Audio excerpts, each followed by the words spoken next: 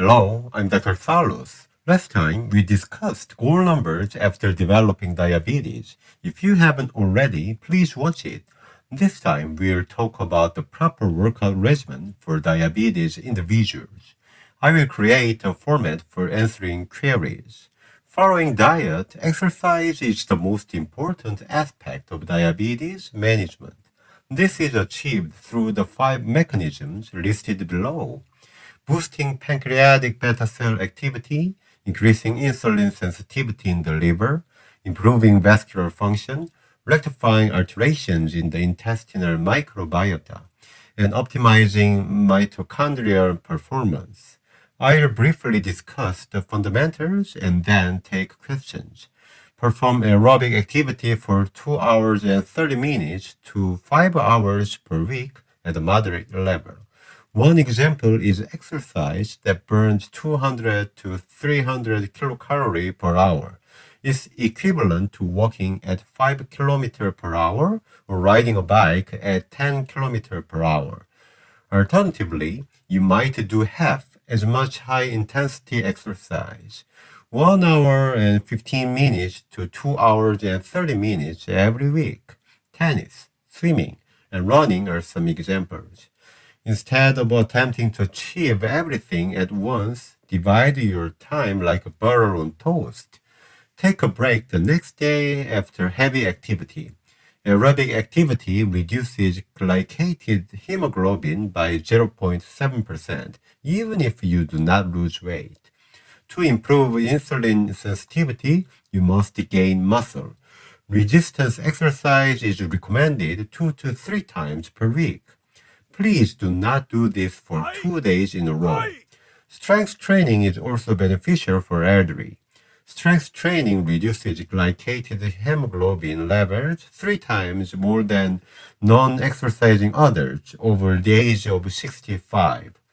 What I want to emphasize is that you should combine aerobic activity with strength training.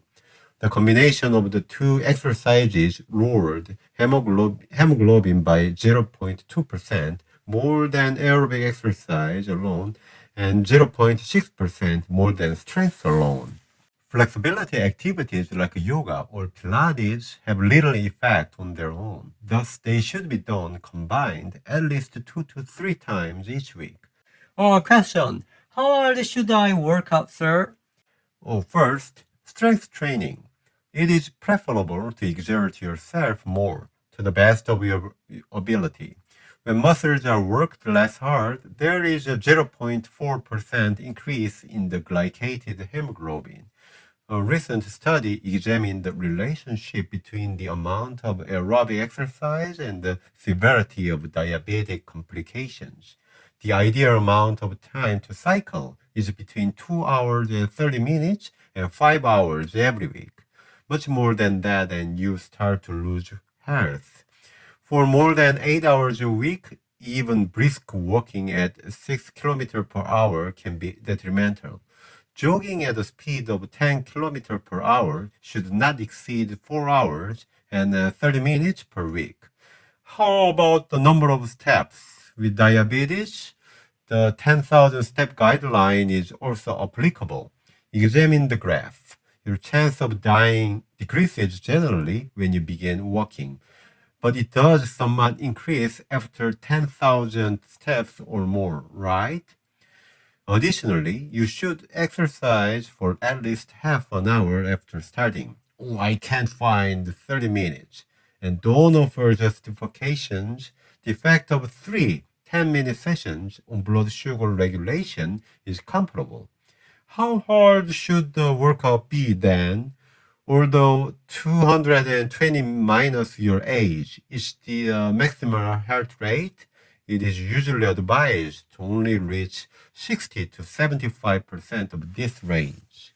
But high-intensity interval training is also advised, as long as you minimize the chance of injury and avoid doing it first thing in the morning when you are hungry. In particular, this applies to young individuals with diabetes. At 75 to 95% of your maximal heart rate, do this for 10 to 4 minutes.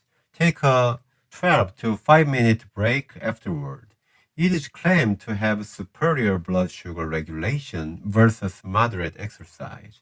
Oh, so how frequently should I work out? You probably know that the number of workouts is usually 3 to 4 times a week. There is a Korean study that can be referenced. 500,000 people were studied for 12 years. The result was how quickly do you die? 3 to 4 times a week is ideal for people who have not been diagnosed with diabetes. By the way, for diabetic patients, it was number 5 to 6. Notably, it was worse to exercise continuously every day than to exercise just once or twice a week.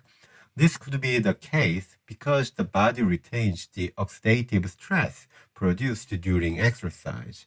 Another interesting thing is that people with diabetes who exercised 5 or 6 times a week lived longer than people in general who did not exercise. Oh, what time of day works best for you to exercise? We recommend exercising in the afternoon if possible. This is because the autonomic nervous system's balance, muscle strength, and mitochondrial function improve in the afternoon. If you exercise in the morning, particularly while fasting, your blood sugar level will rise on the day of exercise. Furthermore, it is recommended to exercise 1 hour and 30 minutes after eating because the stomach grows empty. However, if you are a busy office worker, it is difficult to exercise in the afternoon, right? As a result, I believe the optimal period is when you can devote the necessary time. Physical activity is always preferable to inactivity. How can I prepare for low blood sugar while exercise? Or you can work out with blood sugar levels ranging from 100 to 250. But if you think exercise should be done in the morning, make sure to eat a small amount of sweet half an hour before working out. And pack easy to graze snacks during exercise. Also, to lessen the chance of hypoglycemia, do some high intensity exercise at the end of your workout within 10 minutes. What should I do before beginning an exercise regimen if my blood sugar is elevated? Or if your blood sugar level is more than 300, avoid exercising. If it is higher than 250, stay hydrated and move lightly. To prevent your blood sugar from spiking after exercise, do the opposite of preventing hypoglycemia. In other words, finish your workout by adding light exercise at the end. To prevent low blood sugar, be strong at the end. To prevent high blood sugar, apply it gently at the end. Kindly keep in mind, What if I get diabetic complications? if you have neuropathy, you should avoid harming your feet. In particular, avoid walking barefoot. Instead, ride a bike or swim with your feet closed. If you have diabetic eye illness, avoid strength exercises that force you to hold your breath and yoga moves that need you to bend your face. If you have had eye therapy or surgery within the last 3 months, avoid exercising. If you have kidney illness, you should avoid strength training as much as possible. If you are a dialysis patient, you can exercise at moderate intensity as long as your electrolyte levels are normal. Are there any other precautions? Oh, why are there so many inquiries? Just kidding. While it's vital to exercise, you should also try to avoid spending too much time sitting stationary. They have separate effects on one another.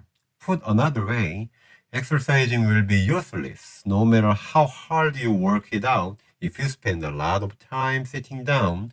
For every hour you spend sitting for 9 hours a day, your risk of developing diabetes increases by 22%. Every day, you have to stand for at least 2 hours and 30 minutes. Try standing or walking for 3 minutes after 30 minutes of sitting. It might be known as the 30-3 rule. It is now time to conclude. I hope this answers the question, how should I exercise if I have diabetes? Get plenty of exercise and create time for it in your daily routine.